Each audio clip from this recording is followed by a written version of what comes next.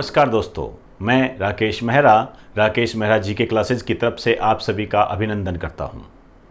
India and world current GK के इस part में आज हम NRA नेशनल रिक्रूटमेंट एजेंसी या आप इसको कह सकते हो राष्ट्रीय भर्ती एजेंसी, इस पर चर्चा करने जा रहे हैं। इसके बारे में आपने पढ़ा होगा कि अब भारत में पूरे देश में सरकारी नौकरियों के लिए एक ही परीक्षा होगी और उस परीक्षा का नाम दिया गया है CET, कॉमन एलिजिबिलिटी टेस्ट। अब ये किस तरीके से होगा, क्या सिस्टम है, हालांकि इसके जो अन्य जो प्रारूप है वो तो बाद में डिक्लेयर होंगे। वर्तमान में अब तक जो भी डिक्लेयर अभी इन्होंने गवर्नमेंट ने किया है, हम केवल उसी की बात करेंगे। इस टेस्ट में कौन कौन से प्रावधान होंगे, इसी को इस लेक्चर में हम जानने का प्रयास करेंगे। यदि आपको ये लेक्चर पसंद आता है तो इसे सोशल मीडिया पर ज़्यादा से ज़्यादा शेयर करें। इसके अलावा डिस्क्रिप्शन में जो लिंक दिए गए हैं उन्हें आप डाउनलोड कर लें। तो मैं अपना लेक्चर स्टार्ट करता हूं। हेडिंग डाल दीजिए, राष्ट्रीय भर्ती एजेंसी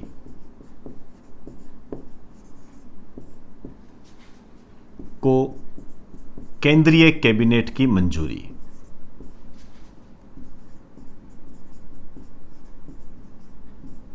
केंद्रीय कैबिनेट की मंजूरी दे दी गई है और ये मंजूरी दी है 19 अगस्त 2020 को। केंद्रीय कैबिनेट की मंजूरी, केंद्रीय कैबिनेट आप कह सकते हो सेंट्रल गवर्नमेंट, केंद्र सरकार। यहां मैं थोड़ी सी बात करना चाहूंगा, इसको कहते हैं नेशनल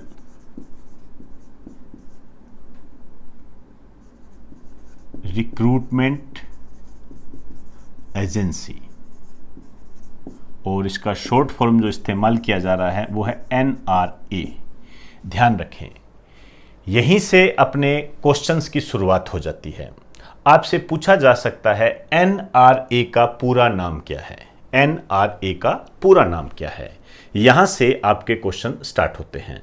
जैसे आपके ऑप्शन में डाल देगा national recruitment association, administration, agency, इस तरीके से ऑप्शन डाल के आपको दिग्भ्रमित करने का प्रयास किया जा सकता है। यही होती है पकड़। इसको पकड़ बोलते हैं कि आप अपने एग्जाम की जो तैयारी कर रहे हो उसमें आपको कौन कौन सी खास बातें ध्यान रखनी है। क्लियर? तो एक तो इसका पूरा नाम आपके एग्जाम की दृष्टि से इंपॉर्टेंट हो गया है। अब इसको जो मंजूरी दी गई है, इसमें जो लागत बताई गई है ये है लगभग 1517 करोड़ रुपए। 1517 करोड़ रुपए की लागत बताई गई है और यह क्या काम करेगी? यह सरकारी नौकरियों के लिए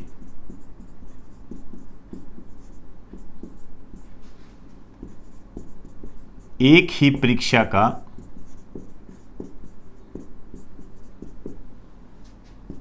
आयोजन कराएगी। तभी आपने न्यूज़पेपर में पढ़ा कि अब देश में सरकारी नौकरियों के लिए एक ही परीक्षा होगी, तो ये करवाएगी। अब बात यह आती है इसके लिए ये किसका गठन करेगी, क्या करवाएगी ये? तो इसके लिए ये CET का आयोजन करवाएगी। CET। अब वही बात है, अब यहां से आपका जो दूसरा क्वेश्चन बनता है वो ये बनता है कि CET का पूरा नाम क्या है और आपको दिग्भ्रमित करने का पूरा प्रयास कर दिया जाता है इसके अंदर। तो CET जो है आप जानते हो, कॉमन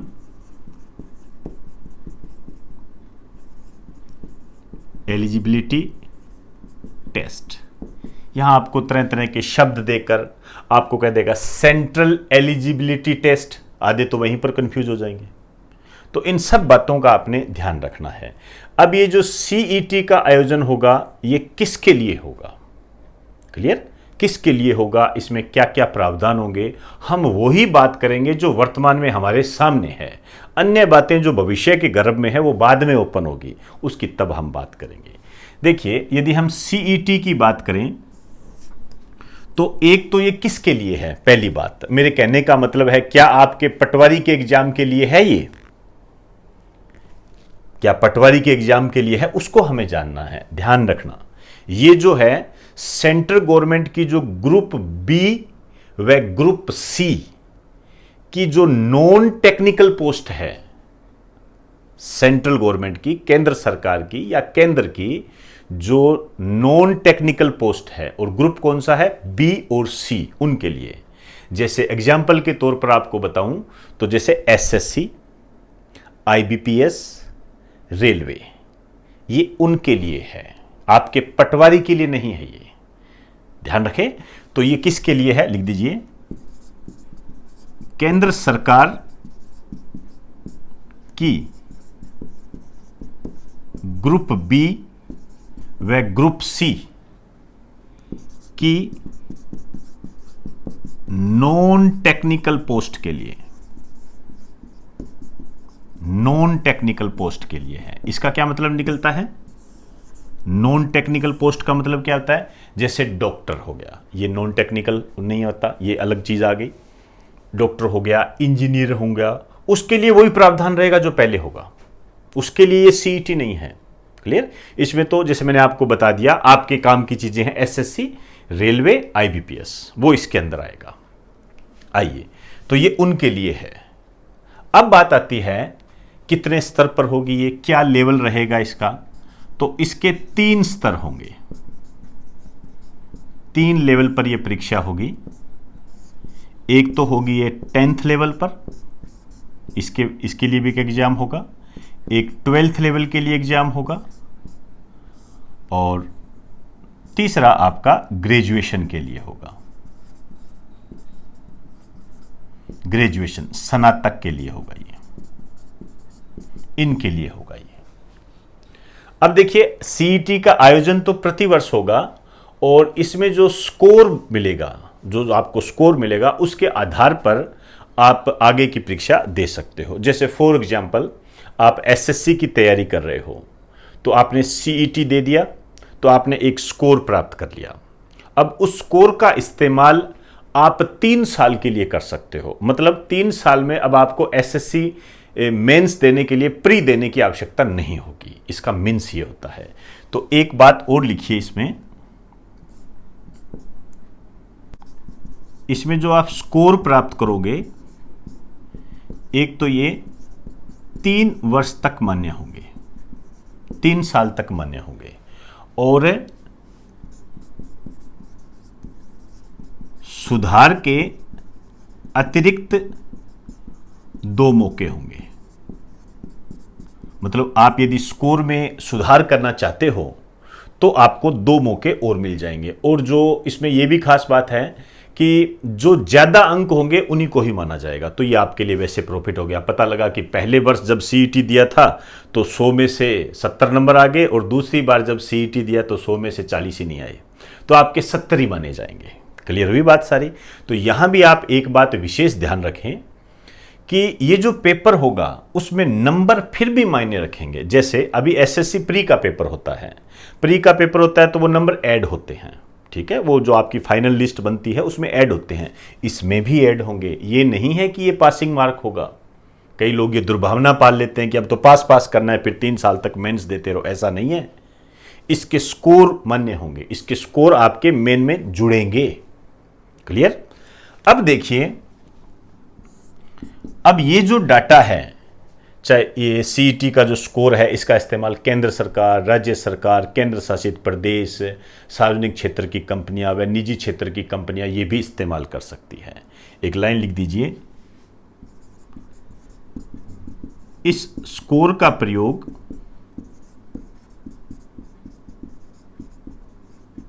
केंद्र व राज्य सरकार,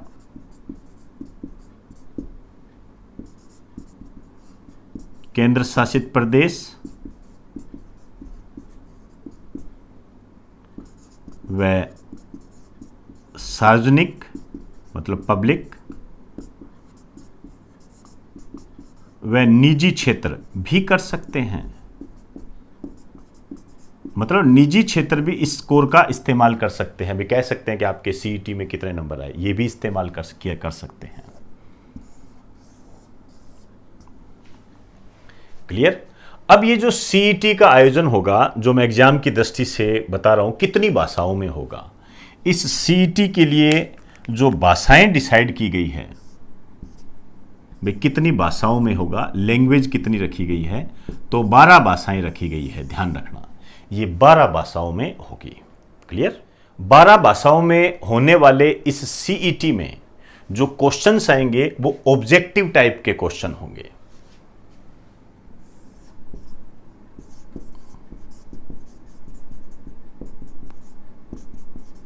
ऑब्जेक्टिव टाइप के क्वेश्चन होंगे ये।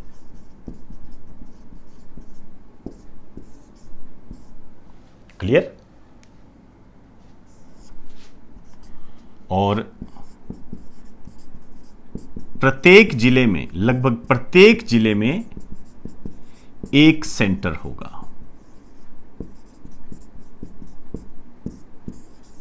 सीईटी का जब आयोजन किया जाएगा तो भारत में जितने भी जिले हैं उसमें से प्रत्येक जिले में एक सेंटर रखा जाएगा। इससे क्या फायदा होगा? जैसे आप रेलवे की परीक्षा देने के लिए कई बार आंध्र प्रदेश जाते हो ना, आंध्र प्रदेश जाना पड़ता है। अब आपको वो नहीं करना पड़ेगा। अब आप रेलवे की परीक्षा अपने जिले के अंदर भी दे सकते हो। इसके अलावा दूसरा क्या फायदा है इसका? दूसरा फायदा ये है, जैसे आपने एसएससी का जब पेपर देते थे या रेलवे का पेपर देते थे, तो जो प्री व मेन की जो स्थिति होती थी, उसमें क्या है, आप यदि प्री आपने क्लियर कर दिया और मेन में रह गए, उसके बाद फिर वापस आपको प्री देना पड़ता था और वापस फिर वही आपको फीस जमा करानी होती थी। अब ऐसा नहीं होगा। अब आपको एक ही फीस जमा करानी है, उसमें वो परीक्षा होगी, उसके बाद उस स्कोर का इस्तेमाल करके आप 3 बार मेंस में बैठ सकते हो। मतलब 3 बार 3 साल के लिए उसका इस्तेमाल हो सकता है। इसके कहने का मतलब ये है। क्लियर हुई बात? तो जो स्टूडेंट के पैसे, धन की बचत होगी और उसके समय की बचत होगी सेंटर के माध्यम से। तो आप ये भी कह सकते हो कि ये जो पूरा प्रोसेस है, ये भर्ती प्रक्रिया को सरल बनाने के लिए उठाया गया एक कदम है। एक लाइन लिख दीजिए चाहे। इसको जो गठन को मंजूरी दी गई है, इसका जो उद्देश्य है, इसका जो पर्पज है, ये है भर्ती प्रक्रिया को आसान बनाना। इसका उद्देश्य है ये। भर्ती प्रक्रिया को आसान बनाने के लिए सेंट्रल गवर्नमेंट के द्वारा उठाया गया ये कदम जो है, वास्तव में स्टूडेंट के लिए फायदेमंद है। समय और धन की बचत को इसमें मुख्य रूप से रखा गया है। इसके अलावा आप ये ध्यान रखना, आपके जो क्वेश्चंस आ सकते हैं वो एक तो भाषाओं पे क्वेश्चन आ सकता है कि सीईटी कितने भाषाओं में होगी। उसके अलावा किसके लिए है ये? तो ये है केंद्र सरकार की, सेंट्रल गवर्नमेंट की ग्रुप बी व सी की नॉन टेक्निकल पोस्ट के लिए। अब ये नॉन टेक्निकल पोस्ट के लिए है, ये टेक्निकल पोस्ट के लिए नहीं है, मतलब इंजीनियरिंग के लिए नहीं है। और बहुत ही बेसिक रूप में आपके हिसाब से यदि मैं बताऊं तो ये आपके एसएससी, रेलवे और आईबीपीएस के लिए है, आईबीपीएस के लिए है ये। क्लियर होगी बात सारी है? यहां पर अब जब इसका गठन होगा, क्या सिस्टम रखा जाएगा, इसका ड्राफ्ट हमें आने वाले समय में मिलेगा। अब तक जो हमारे पास जानकारी थी वो मैंने आपको बता दी है। अन्य जो भी जानकारी हमारे सामने आएगी उसको हम आपके साथ शेयर कर लेंगे। फिलहाल आप इसे राइट डाउन कर दीजिए।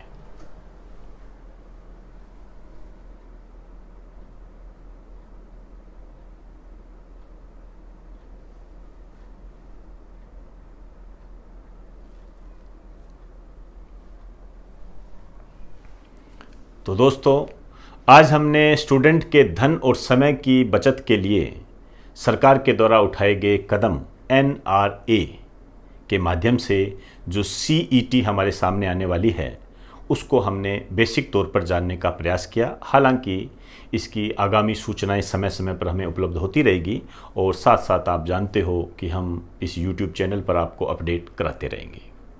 आपको यदि ये लेक्चर अच्छा लगा हो तो आप इसे अपने दोस्तों को शेयर करें ताकि वो भी इस एक परीक्षा को जान सकें और अपने भविष्य के निर्माण के लिए भी एक ड्राफ्ट तैयार कर सकें। तो दोस्तों, इजाज़त दीजिए। आप सभी को मेरा नमस्कार।